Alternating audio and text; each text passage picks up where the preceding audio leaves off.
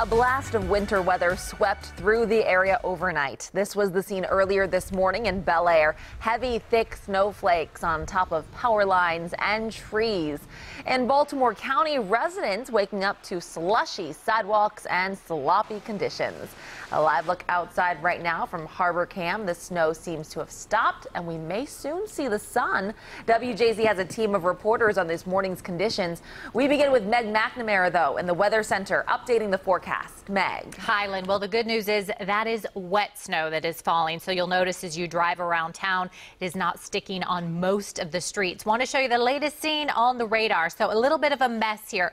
You'll notice some areas of green here. Obviously, that's just the plain rain tracking through Maryland right now, but it's that northeast pocket still seeing snow. And then obviously as we move the radar so well to the north, those areas there in Pennsylvania all the way up to the northeast, they are just seeing the snow, but we're getting that mix of snow and rain at this point. Temperatures, so we are at 37 degrees right now, and we know we're headed up from here, so that's certainly good news because we're not expecting to be done with the precipitation until the late afternoon hours. So both this winter weather advisory, the areas of purple there, this area of pink, which is the winter storm warning, those are both in effect until 4 p.m. this afternoon. Some counties have been dropped from it, but again, it's that northeast portion there of Maryland, including northern Baltimore County, expecting the most snow total. So actually expecting 4 to 7 inches by the time this is over.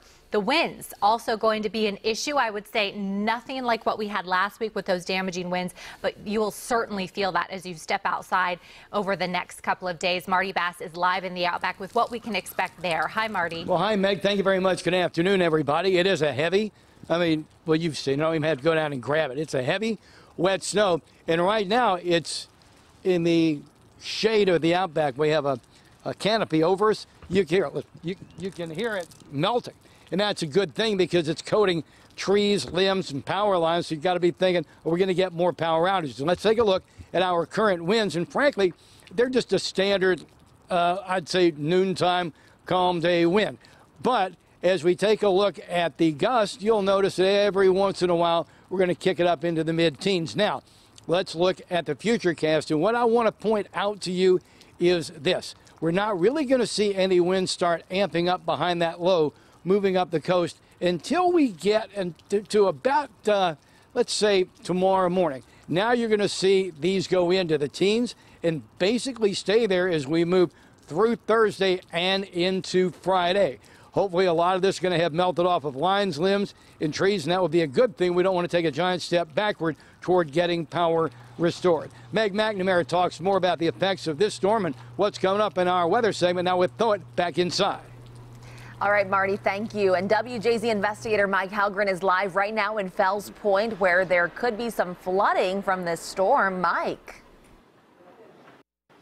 Lynn, good afternoon. Good afternoon, everybody. Areas that normally flood are going to see a little bit higher water today, and that's exactly what we're seeing here in Fells Point off Lancaster here. And this is just one of the areas that is going to see high water today, also perhaps around the Inner Harbor. There are still 6,800 BGE customers without power right now.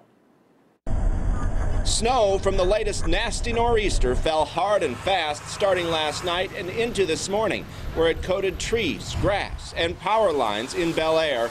People used what they could to get it off before driving. It was a little bit rough getting out of my street because there was a pole down off of Tollgate Road. Other than that, it's just a little bit slippery out here. Here in Harford County, the roads were covered. Baltimore County, the roads were wet. I drive for St. Paul School for girls, boys, Maryville, and Park School. Daisy. With kids off school in Harford and Cecil counties, it was time for a little fun. Love it. It's an office day for me, so I get to play a little hooky and hang out with the kids and show them my sweet moves on that massive hill we've got right there. Maybe show some Olympic stuff I've been working on. As people shoveled out, officials cautioned to take extra time on the roads. The road conditions are always a concern. Right now the roads are wet and slushy. Our road crews have been out since 9 o'clock last night, pre-salting where necessary and pushing snow where they can. And they're reporting that most of the snow is coming down here in Bel Air. This is the second nor'easter to hit the area this week, and thousands of people remain without power. BGE is trying to restore them. We continue to prioritize those customers that have been impacted from Winter Storm Riley and remain without service. We've identified those customers, and we continue to work as quickly and safely as possible to restore power. There's also flooding. These are pictures from Annapolis this morning, where high water closed some streets near the city dock. There's a coastal flood warning in effect until 6 tonight. And you're seeing some of that flooding where I'm standing right now. Still, some 1,500 people in Baltimore City are without power. They haven't had it since Friday. Live in Fells Point, Mike Helgren, WJZ.